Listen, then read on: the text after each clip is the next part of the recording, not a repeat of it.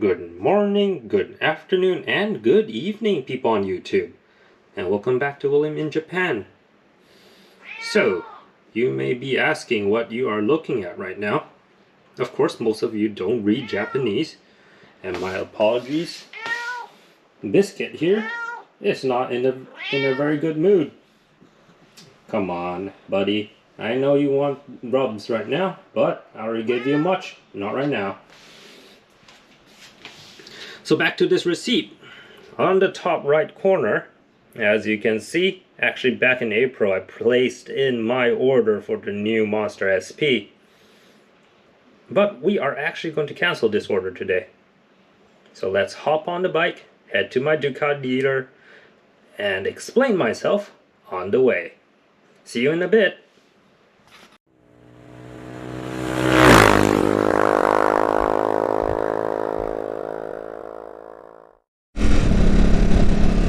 Alright, welcome back guys. First of all, before I dive in, I must give you guys a quick apology for a short video today. I actually did a proper run on Route 19 last week, but GoPro failed me miserably and no audio was picked up. So here we are with my latest update. So after digging around, looking at a lot of motorcycles actually, I decided that the Monster SP should be the perfect fit for me. As I mentioned, I love this engine.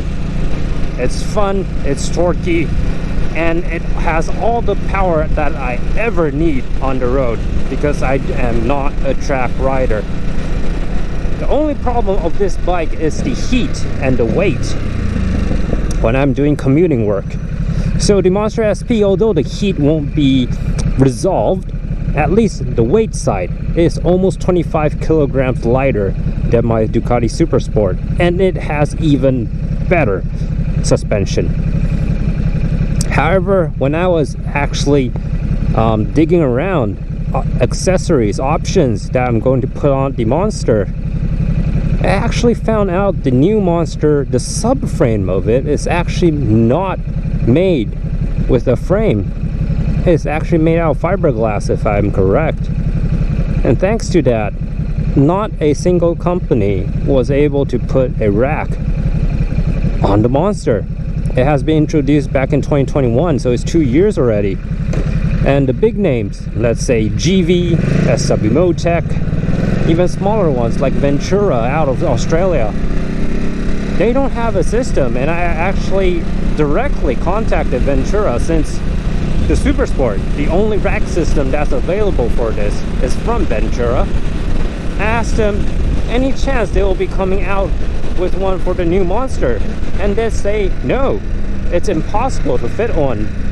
So the only option that I have is actually putting a somewhat of a seat cowl that becomes a base plate for a top case. So you can put a top case on, but you will always ride single. But that's always the biggest problem I have. I need to pick up my wife.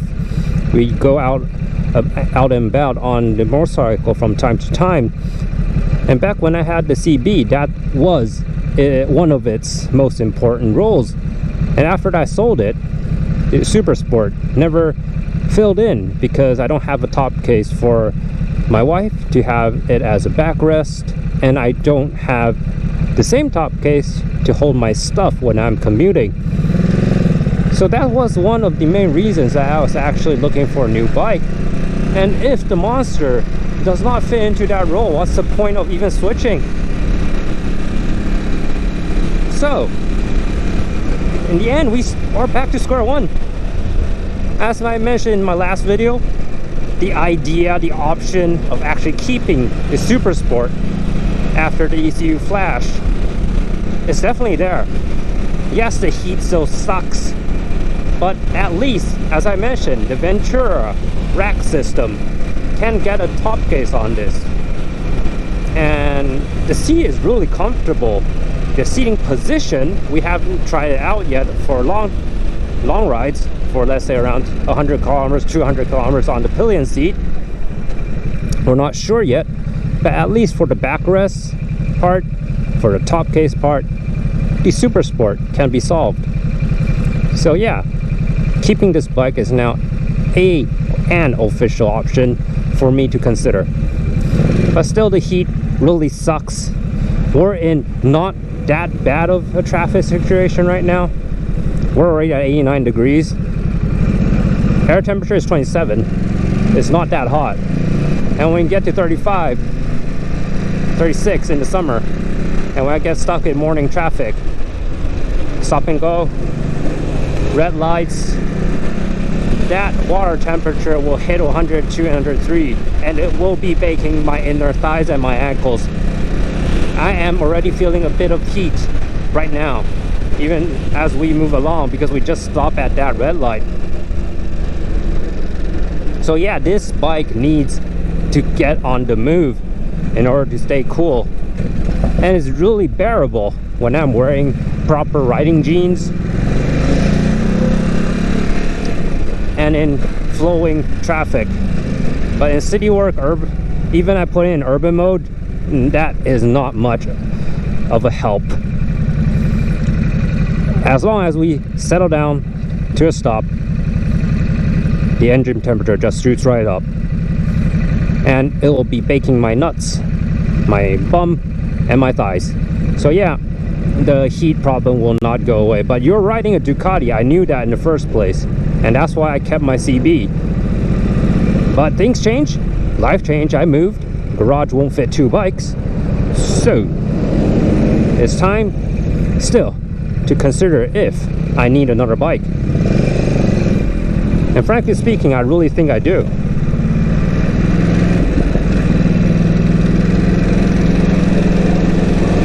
So what are the options left? I mentioned multiple times, I did look at the Z900 RS, the SE version, since I do love the looks. And it's easy to handle, it's very, very smooth on the throttle. It has a nice, very nice long banana seat for a 2-up ride. I can drop a vintage top case out made by Shad. Not sure if you've heard of that company. You should, I guess. It's a huge top case company.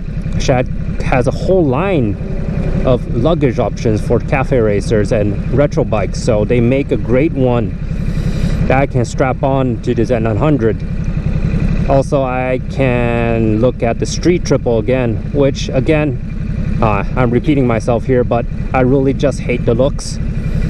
So it's still pretty low on my list.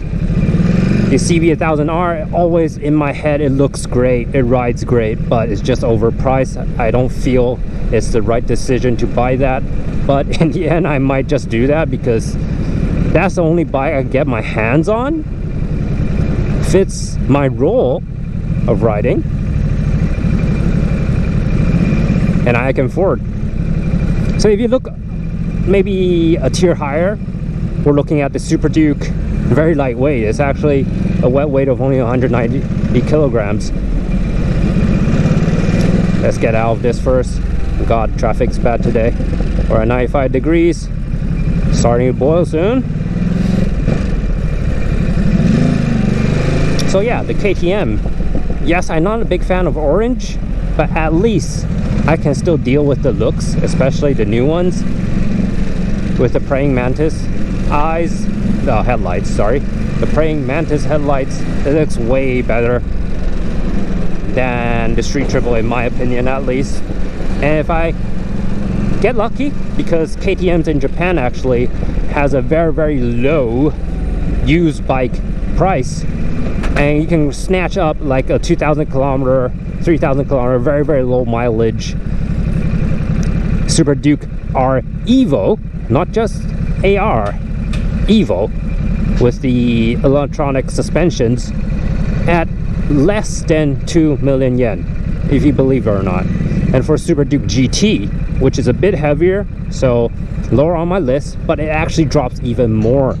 So those bikes in Japan, I bet, is because of the red and the design. Japanese hate it, so they're selling very, very bad, and most of their bikes are turning into dealership plated bikes, pre-owned but almost 0 miles, or rental bikes. And that's the main reason I think the used motorcycle prices on those bikes are so low. So yeah, KTM is definitely on the list. I might want to have a look on the BMW R90, the new one. I think it's called the R1290 now, but it's still a bit out. They're not announced yet, so we'll see what they come with. Always still looking at the Thruxton. Again, it's a bit too expensive. If I can pay that much money, I'll just get the Duke, I think. And better engine, better electronics.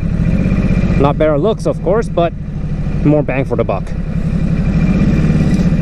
So yeah, since I'm stuck in this stupid traffic, I'll just put up